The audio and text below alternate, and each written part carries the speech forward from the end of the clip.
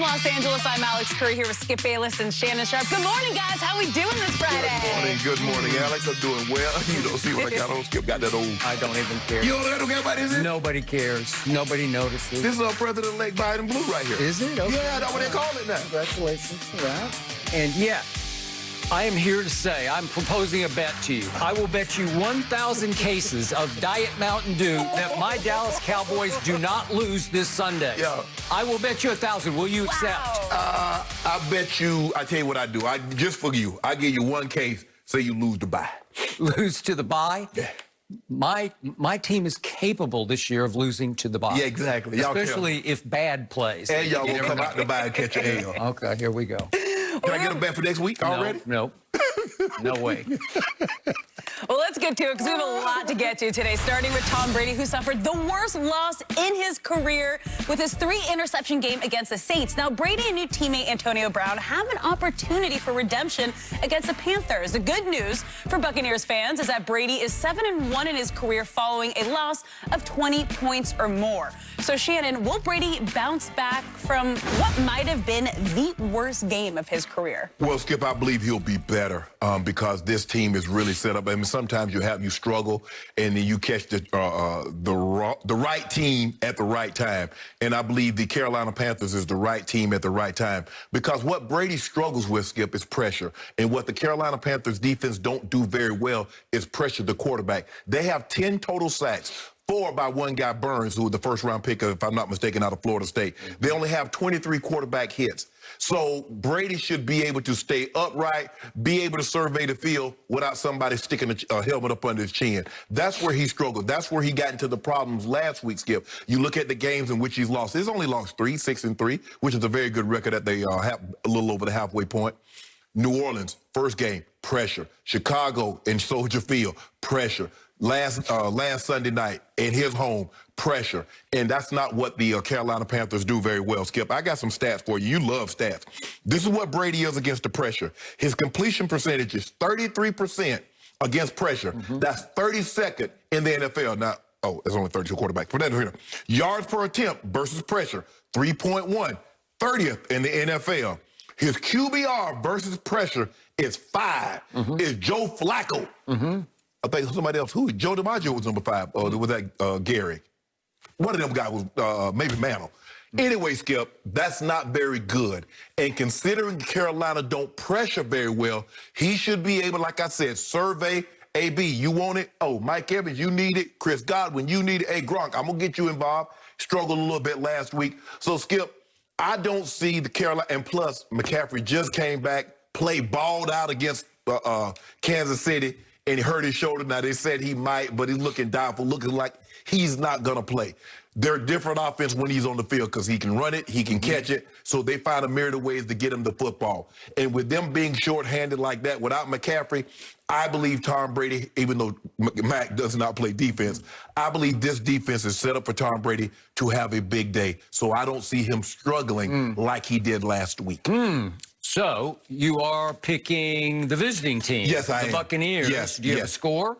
I'm going to say 27-17. 17. Oh, so you have a cover. Yeah. Because it's a 6-point game. I'm going to say 27. Bucs by 6. Yeah. Really? And they won't make the mistake they made last week and just run the ball 5 times. So I have several issues with everything you just said. Point number 1, you, as usual, neglected the most important stat that just it overcomes all the stats you just spat out on the table. What?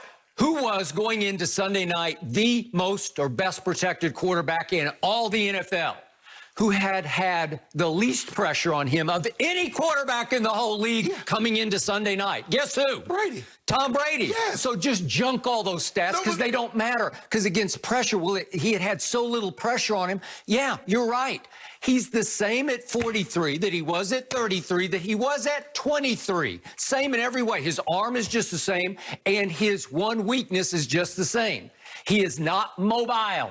So if at age 23, you got heat on him with 4 men, especially with 4, as the Saints did twice now, opener in that Sunday night game, 38-3. you're going to be able to beat him. He's going to be incredibly vulnerable because he's going to spit out all those stats back at you. He's not going to be very good. But it's hard if you protect him even semi-well, it's hard to get that kind of heat on him because the Saints on Sunday night pressured him 56% of the snaps. Right. Well, guess what, ladies and gentlemen? You got a chance to win. But not only did they win, they just demolished. Yes, but Skip, my point is a lot of quarterbacks struggle with pressure, but not to this degree, not with this severity. And if you look at the 3 games they've lost, all have been because of pressure. New Orleans, Chicago, New Orleans again. You're absolutely right. If they leave him upright, well, you're going to have a problem on your hands. And because Carolina don't pressure, they got 10 sacks. Okay, and what have I also told you? Not only has he been the best protected quarterback, but they have been throwing the longest passes of any team in the league. It's no risk it, no biscuit offense. Tom Brady is running Bruce Arians' offense to a T, just like Jameis did a year ago when he led the whole league by far in turnovers. As I told you yesterday, in pure air distance, how far does the ball travel from your hand to the receiver, whether he catches it or not? Right. Tom Brady leads the league by far in air distance. So if you put those two together, he's been protected, but again, he's not dinking and dunking like he did at New England, right? Where he led the league in yards passing to the running backs, right? Yes. Okay. Well, now he's second to last in passes to running back yards. Well, they're going to have, well, Skip, if you remember now, Skip, the way they drafted running backs is that they drafted running backs that were receivers. He went to a team that's not how they drafted running backs. So it's going to probably take him another year to get running backs that used to catching the ball out of the backfield. And the problem that they had Sunday, Skip, if you don't run the football, where's your play action? So now all of a sudden that intermediate stuff, the overroutes that Scotty Miller and Gronk used to catch is not there. Okay. So what amuses me about you is you just absolutely annihilate Tom Brady when he loses. And on Monday, I have never seen you gloat any harder than you gloated. Yes, you were. You were just rubbing it in all day long. That's fine because he was horrible, arguably the worst game of his career. But how can he bounce back with a new team and a new system and a coach who publicly ridicules him after losses? He didn't ridicule him. He ridiculed him. He just said we need to play better. It was sarcastic. it was pointed. It's like, don't look at me. What happened to the GOAT? You know? Well, hold on. But that's the same argument you use. You tell him that he's going along for a great ride. He should be, but he's not. When they win, you say, oh, this is all Tom. When they lose, it's the defense. It's Bruce Arians. It's Byron Leftwich. Okay. Hold on. Yeah, you question whether Brady's even the GOAT. You have said for 4 straight years on this show that he should just call it a day and go home. Yeah. And yet you've got them bouncing back and winning by double digits at Carolina against a team that I have far more respect for than you happen to. Skip, if they could rush the passer, you'd have me. But, Skip, they don't. Well, I'm not going to bet against my man, but I am tempted to. But hold on. I'm tempted to take Carolina in 10. You just told me that your guy, Brady, is better than my homeboy. Now, we just saw what Mahomes... He's having a better year, says Pro Football Focus. I'm just going on what they say. Skip. They rate him higher for his whole body of work for the year than Patrick Mahomes. And by the way, speaking of Teddy Bridgewater, who's going to face Tom Brady yet again this Sunday at Carolina. Played well. Has he played well? He outplayed Patrick Mahomes at Mahomes. He did. Well, timeout. Timeout.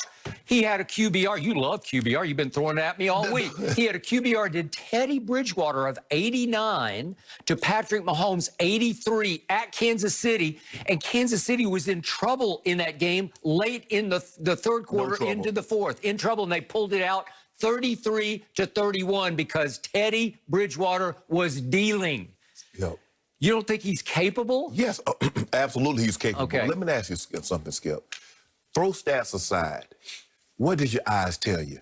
Through the first 9 games of the season, who's played better? Forget stats. Forget the 9 Super Bowl appearances. Forget the 3 Super Bowl, the 4 MVPs. Tom Brady. I watch every snap of every game. Hold on. You're saying Tom Brady has played He's had a better year than Patrick Mahomes, who's been, as Pro Football Focus points out, wildly inconsistent. up and then way down, like shockingly down. He's had 4 bad games by his standards. You're pushing him for MVP, and I'm saying, well, time out. What about that game and that game and that game? He lost to Derek Carr at home. Skip, he scored 32 and 2 for 340. Okay, but he lost. Okay, your guy scored 3 points against New Orleans. Okay. Your guy lost to Chicago. I just completely outplayed Derek Carr at Las Vegas with a masterpiece of a game. So you look at the games in which he's played extremely well. I'm looking at the complete body of work, his complete body of work. All right, now back to objectivity here. Objectivity. I am ride or die with Brady, so I'm going to stick with him to just survive barely at Carolina. I'm going to call it 27-24, Brady and the Bucs. Okay.